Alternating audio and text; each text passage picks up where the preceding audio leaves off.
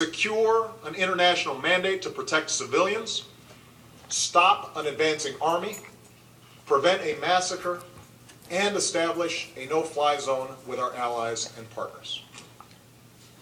To lend some perspective on how rapidly this military and diplomatic response came together, when people were being brutalized in Bosnia in the 1990s, it took the international community more than a year to intervene with air power to protect civilians. It took us 31 days. Moreover, we've accomplished these objectives consistent with the pledge that I made to the American people at the outset of our military operations. I said that America's role would be limited, and that we would not put ground troops into Libya, that we would focus our unique capabilities on the front end of the operation, and that we would transfer responsibility to our allies and partners. Tonight, we are fulfilling that pledge. Our most effective alliance, NATO, has taken command of the enforcement of the arms embargo and the no-fly zone. Last night, NATO decided to take on the additional responsibility of protecting Libyan civilians. This transfer from the United States to NATO will take place on Wednesday. Going forward, the lead in enforcing the no-fly zone and protecting civilians on the ground will transition to our allies and partners, and I am fully confident that our coalition will keep the pressure on Gaddafi's remaining forces. In that effort, the United States will play a supporting role, including intelligence, logistical support, search and rescue assistance, and capabilities to jam regime communications. Because of this transition to a broader NATO-based coalition, the risk and costs of this operation to our military and to American taxpayers will be reduced significantly. So for those who doubted our capacity to carry out this operation, I want to be clear.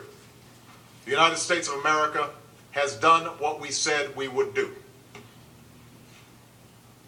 That's not to say that our work is complete.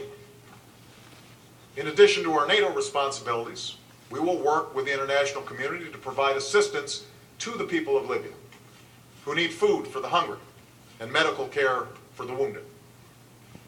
We will safeguard the more than $33 billion that was frozen from the Gaddafi regime so that it's available to rebuild Libya. After all, the money doesn't belong to Gaddafi or to us. It belongs to the Libyan people, and we'll make sure they receive it. Tomorrow, Secretary Clinton will go to London, where she will meet with the Libyan opposition and consult with more than 30 nations. These discussions will focus on what kind of political effort is necessary to pressure Gaddafi, while also supporting a transition to the future that the Libyan people deserve. Because while our military mission is narrowly focused on saving lives, we continue to pursue the broader goal of a Libya that belongs not to a dictator, but to its people. Now, despite the success of our efforts over the past week, I know that some Americans continue to have questions about our efforts in Libya. Gaddafi has not yet stepped down from power, and until he does, Libya will remain dangerous. Moreover, even after Gaddafi does leave power, 40 years of tyranny has left Libya fractured and without strong civil institutions. The transition to a legitimate government that is responsive to the Libyan people will be a difficult task. And while the United States will do our part to help, it will be a task for the international community, and more importantly, a task for the Libyan people themselves. In fact, much of the debate in Washington has put forward a false choice when it comes to Libya. On the one hand, some question why America should intervene at all, even in limited ways, in this distant land. They argue that there are many places in the world where innocent civilians face brutal violence at the hands of their government, and America should not be expected to police the world, particularly when we have so many pressing needs here at home. It's true that America cannot use our military wherever repression occurs. And given the costs and risks of intervention, we must always measure our interests against the need for action.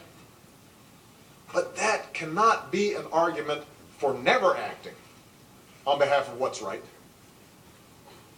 In this particular country, Libya, at this particular moment, we were faced with the prospect of violence on a horrific scale.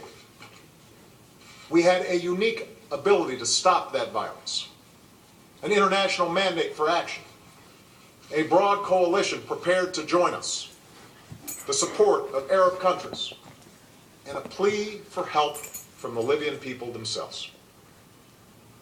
We also had the ability to stop Gaddafi's forces in their tracks without putting American troops on the ground. To brush aside America's responsibility as a leader, and more profoundly our responsibilities to our fellow human beings under such circumstances, would have been a betrayal of who we are. Some nations may be able to turn a blind eye to atrocities in other countries.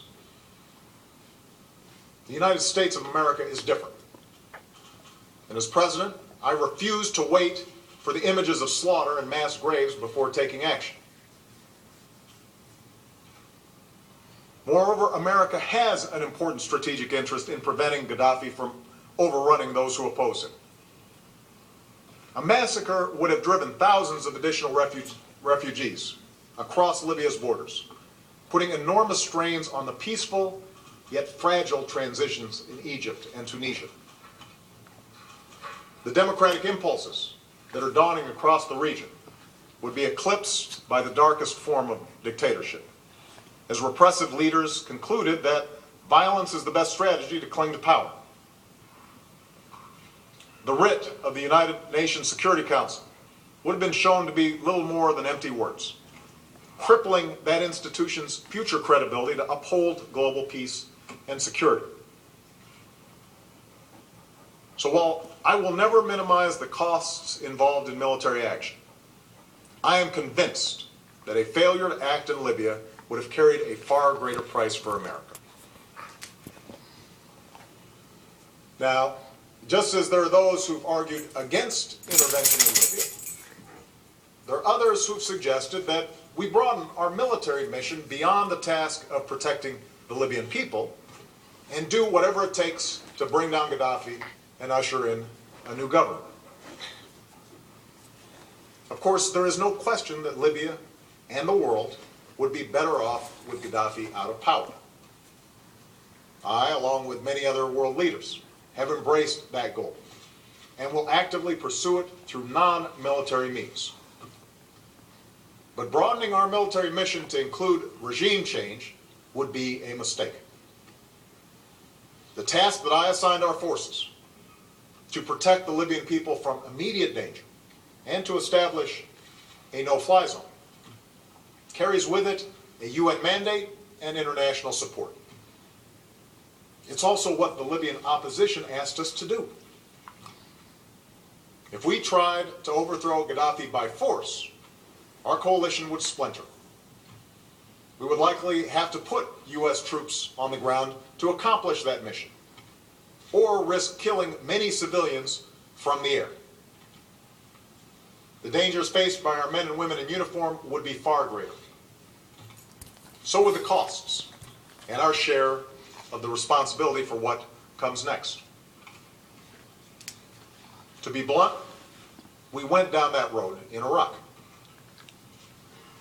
Thanks to the extraordinary sacrifices of our troops and the determination of our diplomats, we are hopeful about Iraq's future.